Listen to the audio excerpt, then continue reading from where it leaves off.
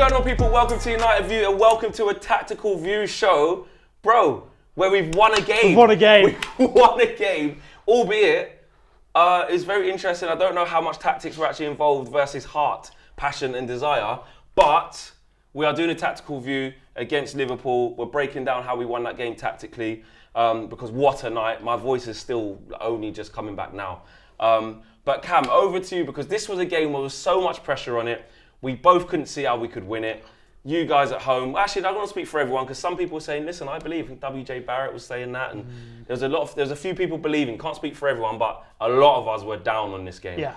And we managed to do it tactically and with hearts. We've spoke about the heart and stuff in your fan view. We're really good at talking about, especially in the moment, about, listen, first and foremost, we did all the basics right. But I feel that will kind of come through into the tactics as well. So, first of all, what were we up against and what were Liverpool's threats? Yeah, so looking at the Liverpool team then, the main threats, as we know, are the fullbacks. That's both chance creation, so at this end of the pitch, in terms of putting the ball in the box for the front three, trying to create the chances, but also when they're playing out from the back, these guys are the main way they progress the ball.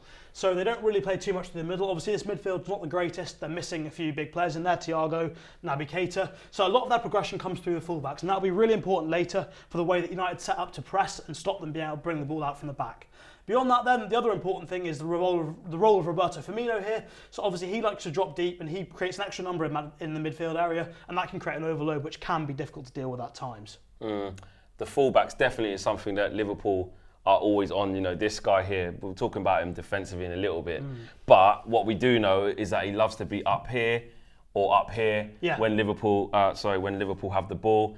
And this guy is doing this all day. And we don't, from what I saw, I'm no tactical expert, but from what I saw, we were absolutely at it, winning duels in that area. This guy was just dropping off like a reincarnation of Lacazette. Yeah, just, you know what I mean, making it easy for our centre-halves to not have to mark anyone. But still, we had jobs to do. He got clamped by Dalot for a lot of it, and obviously he got clamped by Malacia for a lot of it. So we're very aware of Liverpool's threats. And we did deal with them very well. So, on to us, because this was about us. We were super aggressive in our press, super aggressive in our desire and our want to win this game. How did we do it? Yeah, you mentioned all the sort of personal qualities, desire, passion, the aggression that we had, but the tactical organisation was brilliant, and that came right from the front, right from the very start of the game. So, in terms of the way we pressed, we let the Liverpool centre-backs actually have time on the ball, but beyond that, this front four here, Rashford, Sancho, Fernandes and Elanga, right the way through, their organisation was fantastic, the spacing between them was brilliant. So the way we pressed, we set up in more of a 4-2-3-1, and what happened was Rashford would sort of, once the ball's gone to one centre-back either side, he would go to sort of lock them into that half, and as soon as that ball goes out to the fullback, Sancho in this case straight on him. So the idea is that they can't do what they normally do and have time on the ball to get their head up and play a ball down the line. There was no room for that, no room for those fullbacks to progress the ball, and that made so much difference to the way we played because we're up in their faces, forcing them to turn back, and it made it really, really difficult for them to even beat the first line of the press. In terms of the more central parts of it, obviously Fernandes was really tight on Henderson the whole way through, so there wasn't really an easy outball for Liverpool, and that made it hard for them from the very start, and it made it really difficult for them to get going at all to start with in the game. And that was a common theme, even through to the back line as well. You talk about that aggression in the press. What really, inspired me at the beginning of the game and impressed me at the beginning of the game and actually got me off my seat, it was the sheer basics. Martinez goes straight in on Salah after 20 seconds? Yeah. Sets the tone. Malacia goes in on Salah, straight away sets the tone. Dalot went in on Diaz. Not even if you're just knocking it out for throw-ins or booting it back up the pitch, just show that intent and that aggression. McTominay was doing it. Literally, that aggression was literally all over the pitch, wasn't it? Yeah, and it comes from everyone. And the important thing to remember is if you're trying to be aggressive, if you're trying to press, especially when these guys are keeping tabs on the fullbacks, every single time that happens, that's going to require a really aggressive sprint. And to ask people to do that for 90 minutes, even if you've got the best fitness in the world, you need something mentally to encourage you, keep going, you've got to keep at it. The crowd were up for it, and right from the start, Martinez going on Salah, it shows that, you don't have to give this Liverpool team as much respect as a lot of teams give them. You can go and you can press them. And that was as important in a lot of ways as the tactical side of it, that because they were so aggressive, because they're so mentally up for the fight, these sprints were happening all the time. Whether it's a sprint to sort of, if Robertson's sort of getting up the pitch, Sancho's back with him. Every time. If Diaz has got even the though ball out Faz here, thought he wasn't, by the way. Yeah, look, I mean, there was a time sort of 65 minutes past where, beyond that, where Sancho did get a bit tired and he wasn't getting forward to support the attacks. But actually, when you're 2-0 up in a game or goal up in a game, you'd rather he does a defensive job and get up and attack when he can. In case we lose it in the transition. Yeah, exactly. So it was brilliant from the wingers in terms of the fact that when these guys were out wide, so if Robertson did get the ball and he hadn't quite got there quickly enough and Diaz had peeled wide, Sancho would be back in to make sure that he couldn't cut in, and there was an extra body to help out Dalot. And it was really, really important, and we'll come on to it later, that when we did sit back into our defensive shape, when we were a little bit more defensive like this, that there was this network here of players that if anyone came in, they were all just lining up, ready to tackle them, ready to stop them, getting bodies in the way, and that was so important and something we've not seen for a long time. With that organisation, like you said, with bodies in this network of players within a small sort of radius or distance, right, or area, it almost creates an illusion that like you're making them run into you, but you're not. You're literally anticipating where they're going to go. And you're reacting very, very quickly off triggers of where the ball goes to versus where it's came from. And you're at it. And that's what I found about like the application from everyone to keep doing that. Yes, it's against Liverpool. Yes, they're our biggest rivals. Yes, you know it's a home game under the lights, and these are non-negotiables in football. But it's something that's been missing from us so far. And Erik ten Hag for so long. But Erik ten Hag is, even when he was breaking it down, even away from tactics, he was so clear on attitude. The desire, like you said, in your brain, you still have to keep saying, I'm going to keep running. I'm going to keep shutting him down, because as soon as you have one lapse in concentration with a team like Liverpool, you're done. Yeah, exactly. But the important thing is the spacings between the players. So if we look at this area here then, of the pitch here. So United, when we sat deep, we were into more of a 4-4-2 block. So we had the bank of four here, next bank of four here, and then these two guys sitting out a little bit higher up the pitch. Obviously, if there were some issues with overloads, then Bruno sometimes did tuck in here to help out, and Rashford was left up front on his own kind of thing. But the important thing was that if Diaz and Salah were able to cut in, Elanga and Sancho were always in touch with their fullbacks. They were able to help out there, but also when the ball did go out, if it was in this sort of area, it did go back out, the whole team squeezed up the pitch. So this area in here was as tight as it can possibly be. And that gives exactly what you say in terms of the illusion that they're always running into players. It's because that area here is so congested, so tight. And that's really important. So you've got to be compact, both vertically that way and horizontally that way. And it was really important to see from United throughout the game. And again, mentality comes into it. What made a big difference was about 10 minutes in, David De Gea, a ball came over the top, David De Gea goes out, sweeps and clears it. And for these guys here, they're thinking, right, I want to keep that gap to the midfield as short as possible, but in the back of their mind, they're always thinking, hang on, if this guy gets a run, or if Diaz gets a run on me, if that ball goes in behind, what's happening? Because I've got to be able to defend that as well. That's always a possibility. So if you know that you've got a keeper who's willing to deal with that, if you know that if he knows that ball comes in behind and Diaz gets a run inside him, if he knows if Varane's quick enough to be there, he's able to defend more aggressively. He's able to keep that space tight. So it was really important throughout the game that we had not just the defence keeping tight, and De Gea had a big part to play, and that give him credit for that sweeping thing early on. Was that just quickly on De Gea? Yeah. Was that due to starting position, because he was aware? Like you said, I remember saying with Ten Hag, and I have changed my mind on it slightly after seeing the first 3 games, but I was like, Ten Hag can fix that later on, but it became apparent like it is quite a thing for now. But one thing that he can improve on, even if it's not command and error straight away or being amazing with his feet, is just play on the edge of the box then. Yeah. Just change your position. That alone can help the defence in the short term. Exactly. I mean, it was interesting to see, because on that sweeping thing, I've watched it back, and you can see him halfway through. He's thinking, "Oh, should I be here? Should I not?" And then he decides, "Well, I've got to." The one thing he can't afford to do is pull out halfway, because then he gets beaten and sees a goal. Exactly. Yeah. So even if he goes and clatters someone, gets a red card, that's still better than pulling out halfway and giving them a goal for nothing.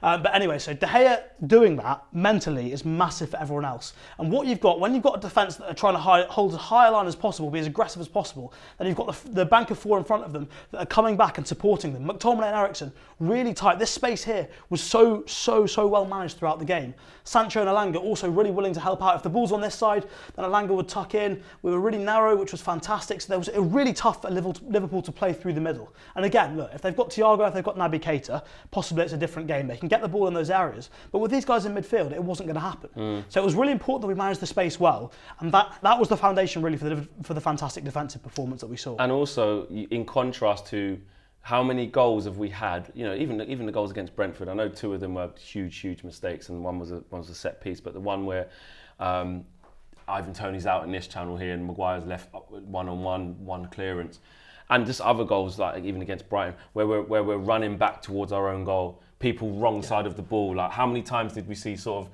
this situation? Sort of with a ball being played in there, and you've got McTominay and say Fred, an opposition player's got the ball and they're chasing. Yeah. They're wrong side. They're all chasing back to the wrong side. But that just literally didn't happen because, like you said, all our players were goal side. It was the discipline and everything. I think we've got to remember what happened at the start as well in terms of stopping them playing out from the back easily. That makes it harder for Liverpool players, makes them have to think a little bit more, but it also gives confidence to our players that actually, hang on, we can do this. We can stop them playing. They're not as good a team as people think they are, as they're built up to be. And when you've got that confidence, you're then confident to make sure, okay, when the ball does get a little bit higher up the pitch, we've executed phase one, we've made it hard for them to get up the pitch, but eventually it's going to happen, as always it does, even if it's a long ball, second ball, whatever. They've got up the pitch, now we've got to get back, we've got to be quick, we've got to be tight into space. And what obviously we want to see in other games as well is that Sancho and Elanga, or Sancho and Rashford, if whoever's playing on those wings, doesn't matter which fullbacks you're playing against in the Premier League. Newcastle, you give Kieran Trippier time, he's going to put a good ball in. Yeah. There's plenty of good fullbacks in the Premier League, you can't give them time. And the best teams are the ones that are able to have this intensity, even when they're not defending the entire game. Even when it's a 5-minute spell, City and Liverpool, they get, and not Liverpool in this game, but Liverpool previously, they get enough players behind the ball that when the other team have possession, as happens in every single game, you don't concede. Yeah. Right, let's move on to Bobby Firmino, because I know you've got some animations that kind of illustrate some of the pros and cons and why we did a job on him so well. So let's get on to that. Yeah, so what Firmino's really good at and what he does constantly is dropping deep into the midfield, and that can create an extra number, a bit of an overload. So if we start the animation here, as Firmino drops in, watch now the overload that McTominay and Eriksen have to deal with. So obviously in this area now, you've got three Liverpool players against the 2 United midfield players. And obviously because Firmino's dropped in, that leaves space centrally for Salah and for Diaz to attack. And because of that, then the United defence have to contract and come in with Salah and Diaz. So as we see that happening now. And then the important thing to think about now is that because we've got this 3v2 going on here, how do we deal with that as a team? So one possible option is for McTominay and Eriksen obviously get tight to Firmino and Elliott, and then Sancho could come in and deal with Milner. Now the problem is, doing this against Liverpool, and what some teams do is this, but you then leave Robertson or Trent, whoever it is on that side, really free. You give them space and time, and you have that sort of issue where as that ball goes out, they've got all the time in the world to pick their head up, put in a great ball, and you've got players running onto it, players attacking it. Problem there is that you're giving them exactly what they want. This is what they pretty much built their team on doing, just spamming crosses from these wide areas by giving these guys space and time.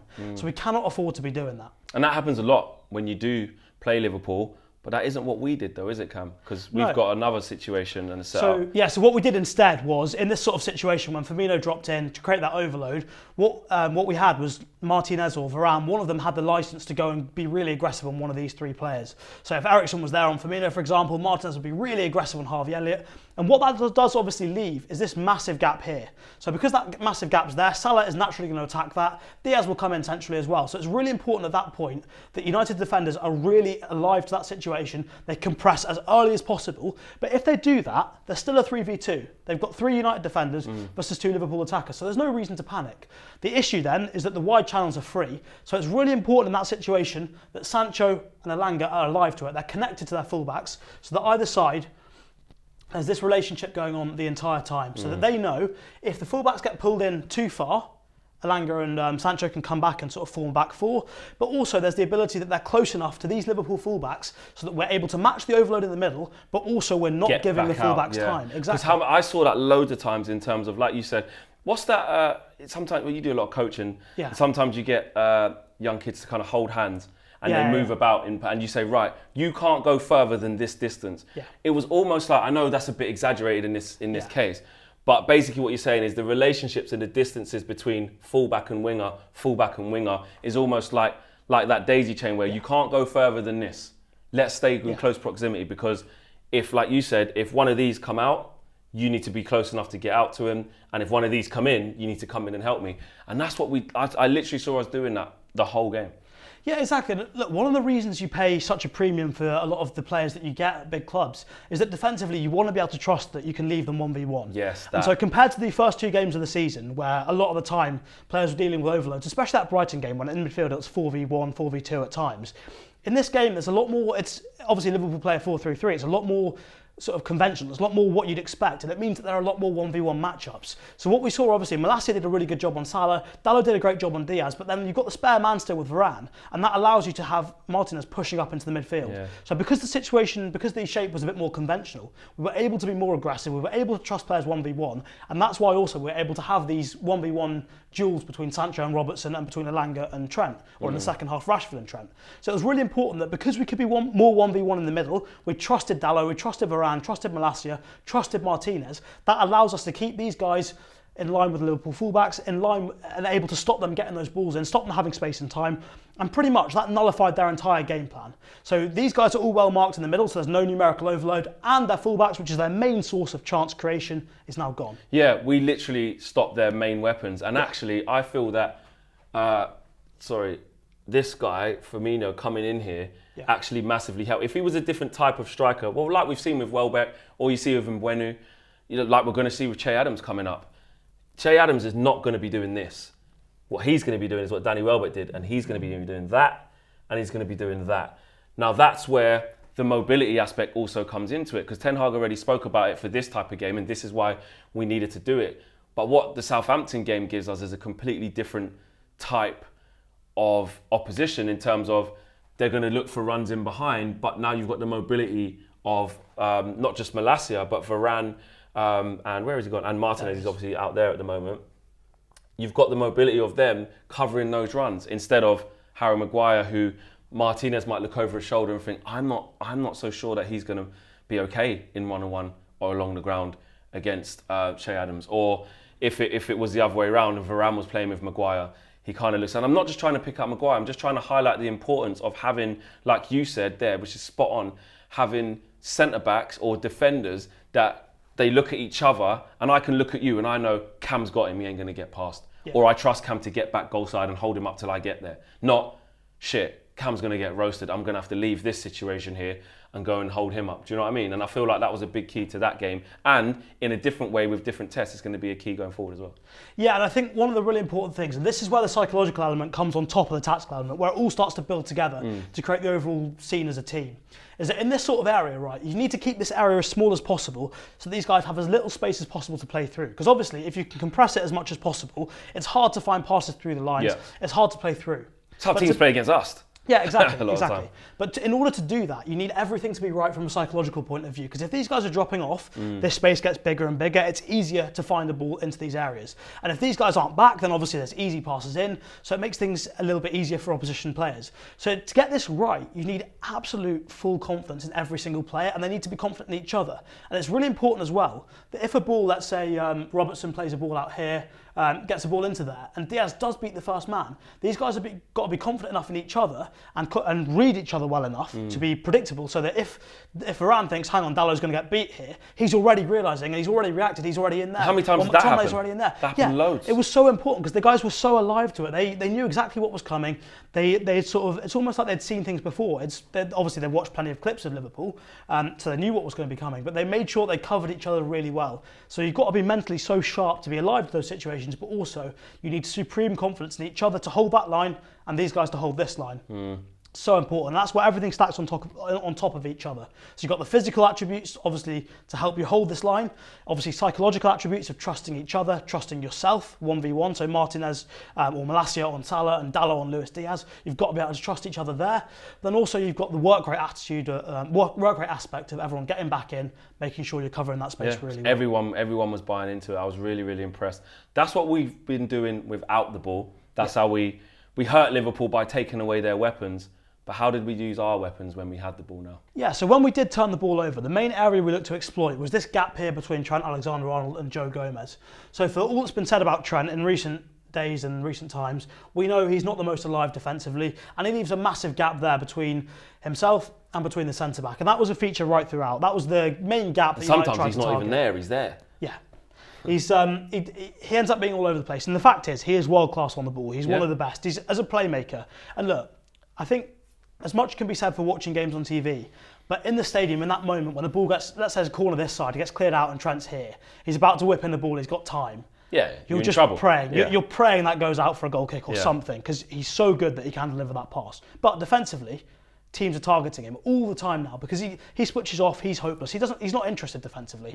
And we can see that from the second goal we scored. He was nowhere to be seen. Even though Rashford was sort of running down his channel, he's nowhere to be seen. That from the first goal we scored as well. We just jogged back. He got 1-2'd, didn't he, with Elanga. Couldn't be bothered to keep running and no chase. Interest in yeah, defending. no interest. Both goals. Yeah, and he switches off, and this is where Liverpool are vulnerable. These gaps between the centre backs and the full backs, and that's what we exploited. So looked for those channels right away.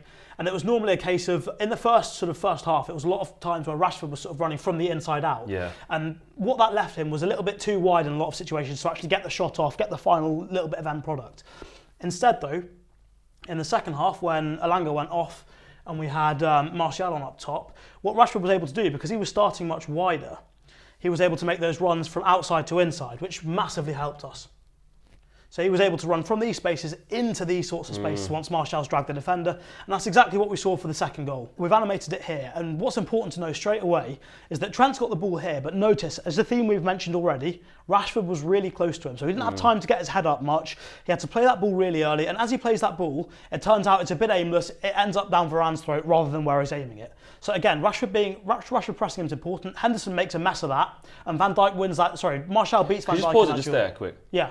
That's what I loved about what Martial did, though. Yeah. Because it was a 45-minute, not even cameo, because it was a whole half, right? But what he did so well was be able to come alive at the right times. Because I remember seeing that ball drop into Henderson. He kind of puts his foot out, and then Martial just sees it, smells blood. He's sharp. Like, yes, he's 2 weeks behind everyone else. He's been injured. But the sharpness to get it, look after it, get on the half turn, and then it's the next bit. But I just wanted to highlight how well I think he done. There was other times when he flicked the ball on with his head. There was a time here when he's absolutely spun Harvey Elliott, got it on the half turn, knew which way to turn. I think he takes it down on the chest, then drops a little shoulder, and we're off down this side. His link-up play and the glue that he provides us as a pivot and a focal point up front. At the moment, we know there's question marks over consistency, fitness. Can he keep doing it? I'm not stating all that, but within the 45 minutes that he played in this game, he was outstanding. I mean, he makes everyone else better around him, and it's been the case right through pre-season. He is the glue in that team, as we've said. And what he's so good at now is being quick off the mark. I think under Solskjaer, he bulked up a little bit. I think when he was first told that he was going to wear the number 9 shirt, he was going to play up top, we got him to bulk up a bit, and that was the wrong thing for him because that killed his explosiveness. And now what we can see, he's mentally sharp and physically, he's able to win those sort of 4 or 5 yard sprint races, get there first. As we saw from this one, that for Van Dijk is one of those where you either have to win it or you've got to take the man out. Exactly. Can't do neither. Yeah, he's committed fully, and as soon as Martial wins that, he's in big trouble. So Martial wins it. Obviously, Rashford sees the space. He's breaking in behind as Gomez tucks in. Then a brilliantly timed ball from Martial, and Rashford does the rest. Finishes it near post. I think Alisson probably will have a little look at his positioning there. Not the best. But that was the story of the whole game. And by the way, notice Trent, a bit exaggerated here, but not interested, nowhere near it. The other 3, to be fair, did track back all the way in case something happened, in case of a rebound, but Trent, not interested. It's really poor. For Rashi, right? Yeah. How important is it for him now? Let's just go back to that. Yeah. How important is it for him now to be out here, like you said, doing that, running from outside to win in with somebody like him there who understand, because you look at the weight of the pass for that goal. It even went to VAR, it was that close. So if he released it a fraction later, we're talking milliseconds, right? But he's just so good at the weight of pass, the release of pass. How important is it for Rashford now to trust in that and just keep making those runs? Because even after that goal, confidence went up. He had another shot that kind of went just dipped over the bar, kind of like a little bit of a knuckleball. Yeah. The Rashford special, the old Rashford. But he wasn't, he went in between. I think he went in between Trent and Gomez in that, and then got shot off. How important is it for him to understand that this guy will find him? It's so important, and he makes everyone else better. And what he's so good at is that when he drags a defender out, I think so many times you see, we contrast it with Firmino. Some of the times when he dropped deep, no one went with him, and in those occasions he was actually coming really deep to this sort of area, didn't drag anyone, didn't have any impact. He was useless, yeah. This guy, what he does is he makes a split-second decision really, really late. When someone's showing with the ball they're about to pass it, he's standing near the defender, and then he'll make a really, really sharp movement. And that forces the defender into a quick decision. And when you force a quick decision, whatever the defender does is wrong. Because if the defender goes with him, there's a big space, and Martial's so good at turning them that he's able to either sort of get round them and someone else will attack that space, or he can attack the space himself. But if the defender doesn't go with him, Martial's free between the lines, and as we see, his weight of pass is brilliant. He gets on a half turn, he's actually quite devastating. it's one of those situations where as long as you force a quick decision, as long as you're doing the right things mentally, he's able to create space, able to create chances. And that's why he's so important for us, because for all we say about Ronaldo, you know, when he's in those situations dropping deep, he doesn't drag anyone with him. It's a really slow, sort of laborious 15-yard jog back, takes the ball off a centre-back, gives it straight back. It's almost just to get a bit of a touch because I'm bored. Yeah. Just give me it, let me get a feel for it. Yeah, when he does it, it's for himself, so he can get touches, which, I mean, don't get me wrong, that's how football used to be played. Yeah. It used to be a case of you get your best players the ball as much as possible, do everything you can to facilitate your best players. Now it's about every single player playing their part in the overall system, every player being a cog in the overall big wheel. And that's what Martial does. He does his little bit perfectly, and then he brings other players into play, and that's why he's so important for us. Had a chance to score himself as well. He did, yeah. And he tried to pass. Yeah. Again, in that, he probably better off trying a little Martial special, a little dink there over Alisson. Okay, so that's a great analysis of, I think anyway, of what we did off the ball and on the ball. Going forward now, we've got Southampton. Yeah. Okay, we've spoke about it a little bit, you know, about how it's a different challenge. You know, they have a high press.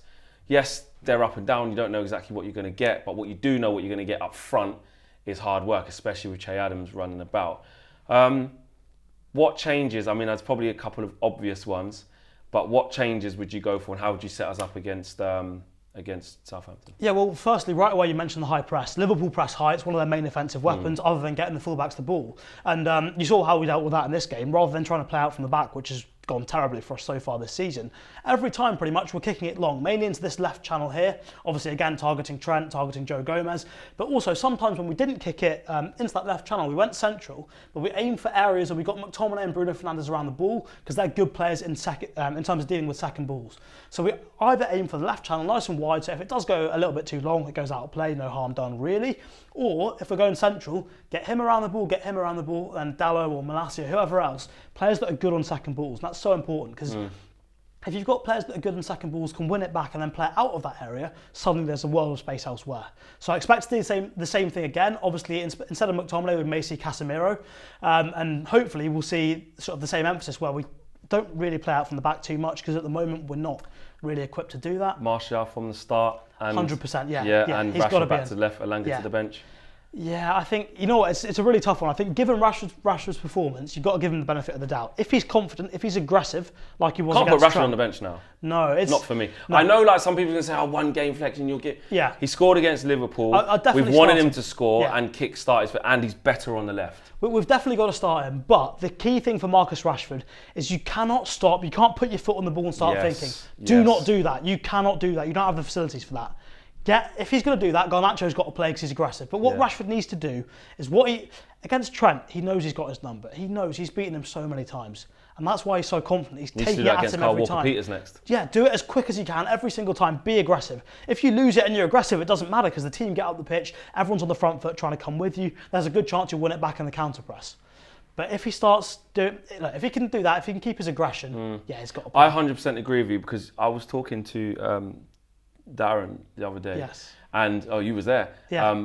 But actually after that, he called me the next day, and he was literally talking about Rashford, and he said basically that he can't be getting on the ball, trying to roll it, trying to look neat, trying to little 1-2, well, maybe a 1-2 quickly, but not trying to slow the game down. Obviously, don't play at 1,000,000 miles per hour, pick your moments, but his thing, he just needs to keep making runs, keep being aggressive, and just keep being like a pain with the ball. Just keep running at play, keep running. Let Kyle Walker-Peters think, flipping heck, I'm in for a game today. Because Kyle Walker-Peters is quick as well. You know, he's a decent right back. So he's got to be at it. I understand that. And obviously this man, Sancho, I mean, that's going to have done his world of confidence scoring that goal as well. In that sense, in terms of creating rhythm, sort of slowing things down. So that's Sancho's job, that's Bruno's job, Martial's job, Eriksen's job. Rashford can't be doing that. He's got other strengths. Don't get me wrong, he's got other things he's good at, but he can't be the one to create rhythm. He's not got that in his locker. Yeah. At least not yet. And to finish off, I think it's fair to say that back four stays exactly as it was. Yeah, it's got to stay exactly as it was. I think the important thing is, can they get as motivated? Can they be as up for it? But when you've got characters like Martinez and Malacia, you know they're going to be. They're going to be up for it. So it bleeds off on everyone else. So you'd hope so, and especially with Casemiro coming in from McTominay, it's looking good. I'm not sure if Casemiro will start. I mean, Owen spoke about this. Owen thinks he'll start. Yeah. Probably in training at time of recording. You know, this today. Probably training today, maybe tomorrow, a couple of days. I don't know. I just got a feeling. I hope I'm wrong, because I'd love to see him start. Just got a feeling he might start him on the bench bring him in 75th minute or something, see how we go. But might go with him from the start, which would be another statement and more bite in there and even more tenacity. Yeah, I mean, I think right the way through the season so far, one thing that I've noticed that's a definite massive improvement on last season is the way we've moved the ball when we've had sustained possession. Yes, against Brentford we were getting cut open at will. Defensively it was horrible. Against Brighton we had some difficulties as well. But at times we have moved the ball really well, produced some nice attacking sequences. And Southampton could be the first time that we see a team that we do get a bit more possession against, and hopefully they don't cut through us as easily because the back four should be a little bit more watertight. Yeah, and then more mobile as well. Yeah, we've got the opportunity to hopefully get on the ball and actually try and impose ourselves. And if we can do that, I think it'll be important to have Casemiro in there rather than McTominay, because Casemiro is much better on the ball. He's not Toni Kroos, he's not Luka Modric. That's not what he was doing. Yeah. But compared to Scott McTominay, he'll make better decisions on the ball than him. Yeah, exactly. Yeah, and he won't panic. Okay, there you have it. That is the tactical view. That is the tactical masterclass of how we beat Jurgen Klopp's Liverpool on Monday night. But we go on to a different task with Ralph Hasenhüttl's Saints away at the St Mary's Stadium. It's going to be a different type of game, different type of challenge. But I'm going to stay away from predictions and stuff. I've been doing that all week because we've won a game now. So I'm going back to the old flex where I stay away from what I think is going to happen. I mean, it's Southampton. Is it going to be a 9-0 win? Is it going to be a 3-0 loss? You never know. Honestly, you don't know. Exactly. Smash the like on the video, guys. Subscribe to the channel if you are new, and let us know what you thought about the breakdown, how Cam broke it down, and let us know going forward what your predicted lineup would be also too. Other shows coming out as well. We have got the preview coming out. Make sure you get involved with that so you can drop your thoughts and opinions on that too. And obviously all the matchday content coming at you guys very